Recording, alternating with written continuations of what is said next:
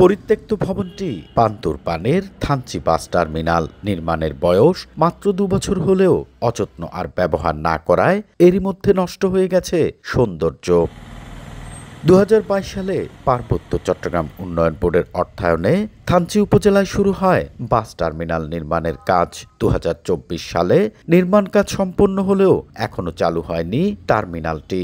ধীরে ধীরে ভবনটি পরিণত হয়েছে ময়লার ভাগাড়ে। দেয়ালের রং এবং আসবাবপত্র নষ্ট হয়ে গেছে। রাতের বেলা চলে বখাটেদের আড্ডা।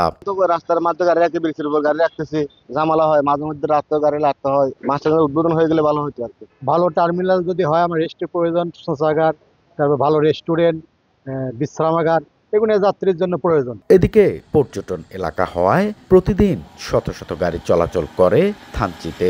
বাস টার্মিনাল চালু না হওয়ায় সড়কেই যত্রতত্র পার্কিংয়ে সৃষ্টি হয় যানজট। দুর্ভোগে পড়েন চালক ও যাত্রীরা।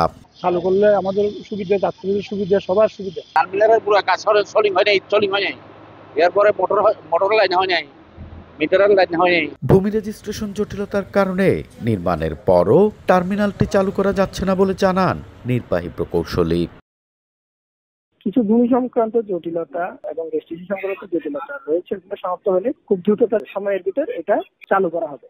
1,50,00,000 টাকা ব্যয়ে বাস টার্মিনালটি নির্মাণ করে ঠিকাদারি প্রতিষ্ঠান মেসার্স মিল্টন ট্রেডার্স।